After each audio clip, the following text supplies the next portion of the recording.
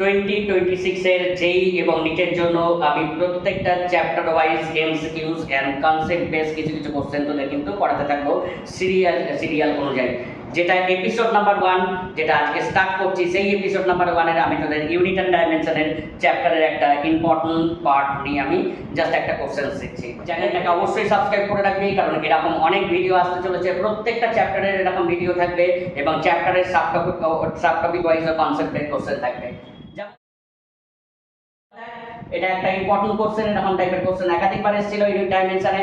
দেখো এখানে u equal to a plus x cube b into x two the power 1/4 plus c, যেখানে u টা হচ্ছে energy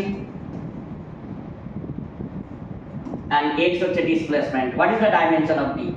দেখ এই টাইপের কোশ্চেন কিন্তু আসে, অনেক কমপ্লিকেটেড টাইপের কোশ্চেন আসে, একটু জাস্ট ঘোরানোর পর কোশ্চেন সিম্পল ডাইমেনশন কনসেপ্ট থেকে কিন্তু হোমোজেনিটি কনসেপ্ট থেকে কিন্তু আমরা সলভ করতে পারি। দেখ what is the dimension of energy, এটা আমরা জানি m l square t minus 2। Dimension of a that must be l cube, তাহলে উপরে হয়ে গেল দ্যাট l কিউব। এখানে কিন্তু b into l to the power 1/4 that is the dimension of c। তোরা জানিস, কারণ সেম ডাইমেনশনাল জিনিসগুলোকে আমরা অ্যাড করতে পারি।